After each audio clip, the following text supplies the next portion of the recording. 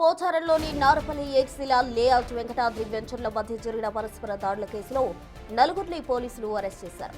వెంకటేష్తో పాటు అసీం వంశీ తారాపాయ్ అనే నలుగురు వ్యక్తులను పోలీసులు అదుపులోకి తీసుకున్నారు. వెంకటేష్ యాదవ్ పై హత్యాయత్నంతో పాటు నాన్ బెయిలబుల్ కేసులు నమోదు చేశారు పోలీసులు. ఘటనపై బిఎన్ఎస్ 329(4), 324(4), 109 రెడ్ విత్ 3(5) సెక్షన్స్ నమోదు చేశారు.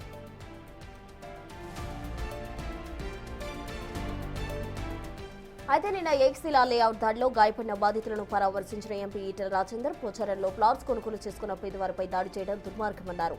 ప్లాట్స్ కొనుగోలు చేసిన వారిని రియల్టర్ వెంకటేష్ యాదవ్ అనే వ్యక్తి ఇబ్బందులకు గురి చేస్తున్నారని ఈటెల ఆరోపించారు. బాధితులకు బీజేపీ అండగా ఉంటుందని ఆయన హామీ ఇచ్చారు.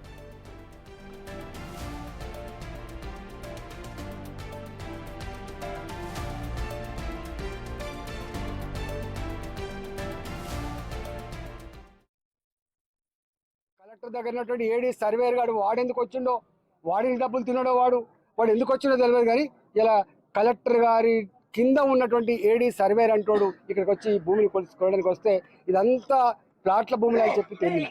నేను ఒకటే హెచ్చరిస్తున్నా, 24 గంటల లోపు కనుక మీరు అనుకుంటున్నారు కేవలం దాడులు చేసిన వాళ్ళు మాత్రమే, వాడు ముఖ్యమంత్రి కార్యాలయానికి సంబంధం ఉందా, వాడు లేకపోతే రాజకీయ పార్టీలకు సంబంధం ఉందా, వాడు ఇంకా నీ కాంగ్రెస్ పార్టీ నాయకులకు సంబంధం ఉందా, ఎవడు ఉన్నా దీని వెనుక ఎవడున్నా కూడా ఎంత.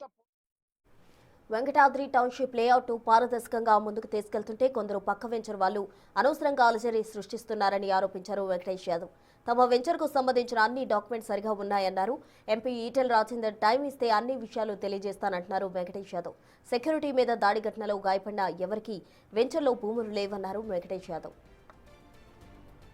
ఏకశిలా నగరకు సంబంధించి 743 నుంచి 747 వరకే 64 ఎకరాల 36 గుంటలు మాత్రమే. ఆ డాక్యుమెంట్లు సపరేటు, మాది సపరేటు. వాళ్ళ ఏకశిలా నగర్ నిక్షేపంగా ఉంది. ఏ డాక్యుమెంట్ అయినా వాళ్ళ దాంట్లోకే పోవాలి. అన్ని ఇంజక్షన్లు తీసుకొని పొజిషన్ ఉండి డిక్లరేషన్ సూట్ ఉన్నా కూడా నా మీద కేసులు ఫైల్ చేస్తారు. మేము కంప్లైంట్ చేస్తే మా మీద ఎఫ్ఐఆర్ చేయరు, మా కంప్లైంట్ తీసుకోరు, వాళ్ళ మీదనే మా మీదనే చేస్తారు. అట్లా ఏడిపిస్తున్నారు ఆ పోలీసులు. మరి ఇప్పుడు ఈటెల రాజేందర్ మీపై చేసిన ఆరోపణకు మీరు ఫైనల్గా ఏం చెప్తారు? ఫైనల్గా మాకు తెలియదండి. మాకు ఇస్తే మేము క్లారిఫికేషన్ ఇవ్వడానికి రెడీగా ఉన్నాము. మాకు ఛానల్ ఇవ్వాలి. మేము పోయి పోచారంలో ఏక్శిలా లేఅవుట్ అలాగే వెంకటాద్రి వెంచర్ల మధ్య జరిగిన పరస్పర దాడుల కేసుకు సంబంధించి పూర్తి వివరాలు మా ప్రతినిధి అనిల్ ఫోన్ లైన్ ద్వారా అందిస్తారు. అనిల్, చెప్పండి, ఈ ఘటనకు సంబంధించి అసలు పోలీసులు ఏం చెప్తున్నారు? ఇద్దరు కూడా 2 వెంచర్స్ కి సంబంధించిన వాళ్ళు కూడా పరస్పరంగా దాడులు చేసుకోవడం జరిగింది. నలుగురిని పోలీసులు అదుపులోకి కూడా తీసుకున్నారు. పలు సెక్షన్స్ కింద కూడా కేసులు నమోదు చేయడం జరిగింది. ఆ డీటెయిల్స్ ఏంటి అనిల్? పోచారంకి సంబంధించి ఏకశిలా లేఅవుట్ కేసులో భాగంగా, అంటే మొన్న జరిగినటువంటి దాడిలో భాగంగా వెంచర్కి సంబంధించిన బాధితులు కేసు పెట్టడం జరిగింది. ముఖ్యంగా ఈ ప్లాట్స్ అన్ని కూడా మావంటూ చెప్పేసి ఆ ప్లాట్స్ ఓనర్స్ అంతా కూడా క్లీన్ చేసుకునేందుకు వెళ్ళిన క్రమంలో దానికి సంబంధించి వెంకటేష్ యాదవ్, రియల్ ఎస్టేట్ వ్యాపారి వెంకటేష్ యాదవ్ తన అనుచరులతోటి దాడి చేయించారని చెప్పేసి, తీవ్రంగా గాయపడ్డారని చెప్పేసి కూడా వాళ్ళు కేసు నమోదు చేయడం జరిగింది. కంప్లైంట్ ఇవ్వడం జరిగింది మేడిపల్లి పోలీస్ స్టేషన్లో. దీనిలో భాగంగానే పోలీసులు కేసు నమోదు చేసుకొని అయితే దర్యాప్తు చేస్తున్నారు.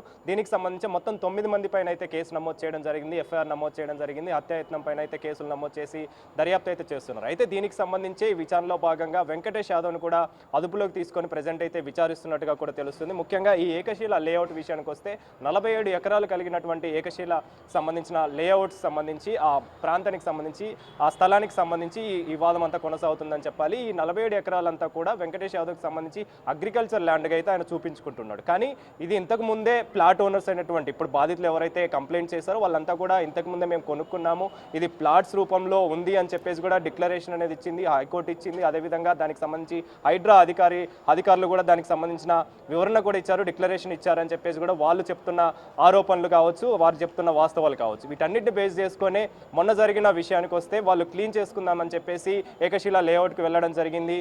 జేసీబీతో క్లియర్ చేస్తున్న క్రమంలో వెంకటేష్ యాదవ్, రియల్ ఎస్టేట్ వ్యాపారి వెంకటేష్ యాదవ్ తన అనుచరులతో పాటు దాడి చేయించారని చెప్పేసి కూడా వాళ్ళు దానికి సంబంధించిన కేసు అయితే నమోదు చేయడం జరిగింది, కంప్లైంట్ అయితే ఇవ్వడం జరిగింది. ఇందులో భాగంగానే నిన్న ఈటెల రాజేంద్ర కూడా ఆ ప్రాంతానికి వెళ్ళడం జరిగింది. ఎవరైనా సరే ఈ ఇంతటి దారుణానికి వడిగట్టిన వారికి సంబంధించి ఖచ్చితంగా కఠిన చర్యలు తీసుకోవాలని చెప్పేసి, బాధితులకి న్యాయం జరిగేలా చర్యలు తీసుకోవాలని చెప్పేసి 24 గంటల్లో వీళ్ళందరినీ కూడా అరెస్ట్ చేయాలని చెప్పేసి కూడా ఆయన డిమాండ్ చేయడం జరిగింది. కాబట్టి దానికి సంబంధించి ఆయన కౌంటర్గా రియల్ ఎస్టేట్ వ్యాపారి వెంకటేష్ యాదవ్ కూడా ప్రెస్ మీట్ పెట్టడం జరిగింది. ఈ లేఅవుట్కి సంబంధించి అంటే అగ్రికల్చర్ ల్యాండ్గా ఉన్నటువంటి 47 ఎకర్స్ కూడా నాకు సంబంధించింది అని చెప్పేసి, దానికి సంబంధించిన డాక్యుమెంట్స్ అన్ని కూడా ఉన్నాయని చెప్పేసి, డిక్లరేషన్ కూడా ఉందని చెప్పేసి కూడా ఆయన తెలపడం జరిగింది. ఈటల రాజేందర్కి కూడా నేను ఎక్స్ప్లెనేషన్ ఇవ్వడానికి, వివరణ ఇవ్వడానికి కూడా రెడీగా ఉన్నా అని చెప్పేసి కూడా ఆయన మాట్లాడడం జరిగింది. ఒకవేళ కనుక ఈ ల్యాండ్కి సంబంధించి కావచ్చు, ఆ ఇష్యూకి సంబంధించి కావచ్చు, హైకోర్టులో ఇప్పటికే డిస్ప్యూట్ అనేది నడుస్తుంది కాబట్టి వాటన్నిటికి సంబంధించి కావచ్చు, కలెక్టర్ క్లియర్గా డిక్లరేషన్ ఈ ల్యాండ్కి సంబంధించి నాకు ఎలాంటి సంబంధం లేదని కనుక ఇస్తే ఖచ్చితంగా నేను దానికి సంబంధించి ఒప్పుకుంటానని చెప్పేసి కూడా ఆయన మాట్లాడడం జరిగింది. సో మొత్తానికైతే ఈ లేఅవుట్ కేసులో భాగంగా ఏకశిల లేఅవుట్కి సంబంధించి బాధితులు కేసు నమోదు చేయగా, కేసు నమోదులో భాగంగా ప్రజెంట్ అయితే దర్యాప్తు వేగవంతం చేస్తున్నారు. 9 మంది పైన కేసు నమోదు చేశారు. ఈ వెంకటేష్ యాదవ్ను విచారిస్తే పూర్తి వివరాలు బయటకు పడే అవకాశం అయితే మనకు కనిపిస్తుంది. ప్రసన్న.